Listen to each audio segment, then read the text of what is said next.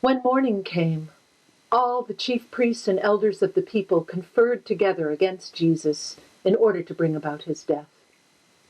They bound him, led him away, and handed him over to Pilate, the governor. Now Jesus stood before the governor, and the governor asked him, "Are you the king of the Jews?" Jesus said, "You say so." But when he was accused by the chief priests and elders, he did not answer. Then Pilate said to him, "Do you not hear how many accusations they make against you?"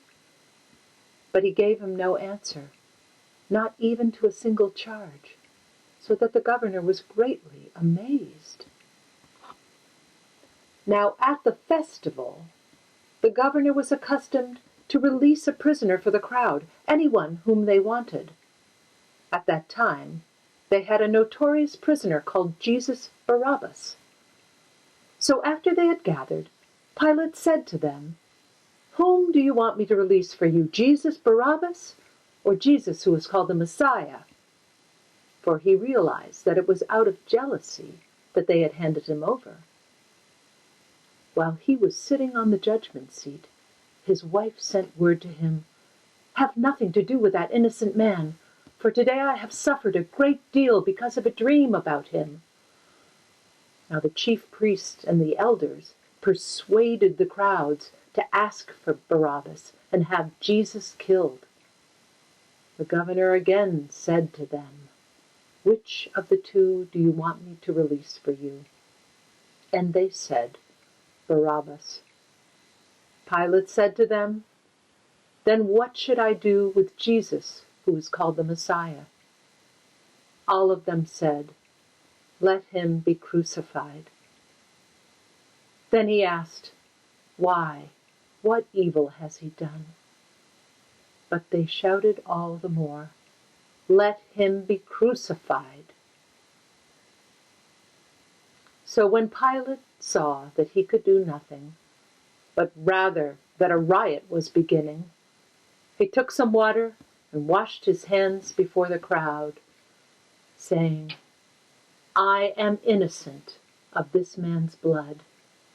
See to it yourselves." Then the people as a whole answered, "His blood be on us and our children." So he released Barabbas for them, and after flogging Jesus, he handed him over to be crucified. Then the soldiers of the governor took Jesus into the governor's headquarters, and they gathered the whole cohort around him. They stripped him and put a scarlet robe on him. And after twisting some thorns into a crown, they put it on his head.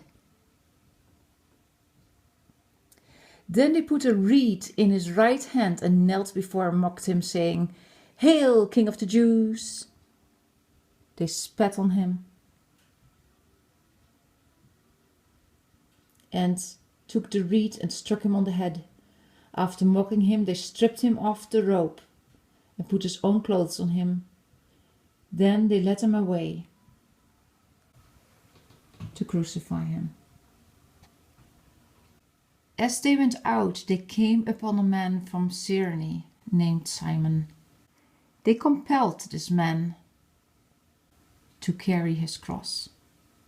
And when they came to a place called Golgotha, which means place of a skull, they offered him wine to drink mixed with gall.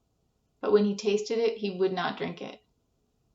And when they had crucified him, they divided his clothes among themselves by casting lots.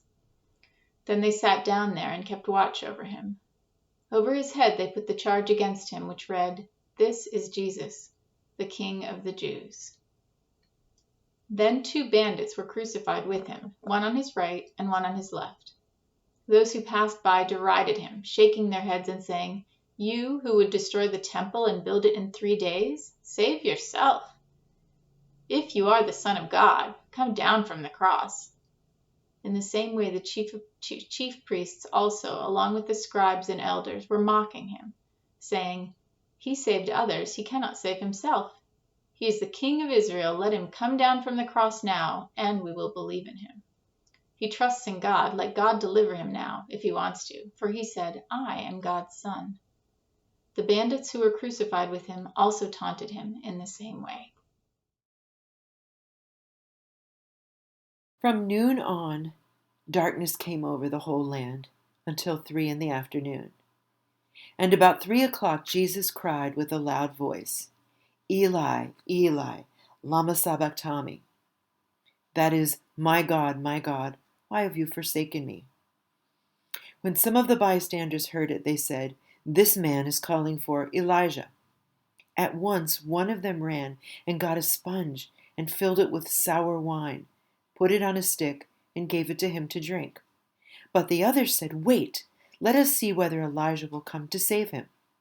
Then Jesus cried again with a loud voice and breathed his last.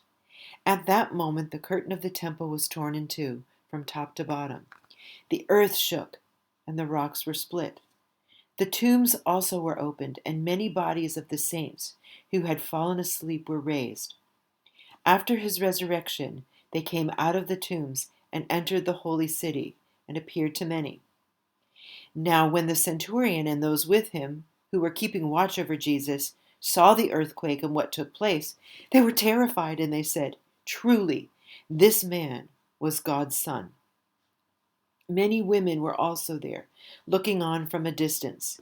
They had followed Jesus from Galilee and provided for him, and among them were Mary Magdalene, and Mary the mother of James and Joseph, and the mother of the sons of Zebedee.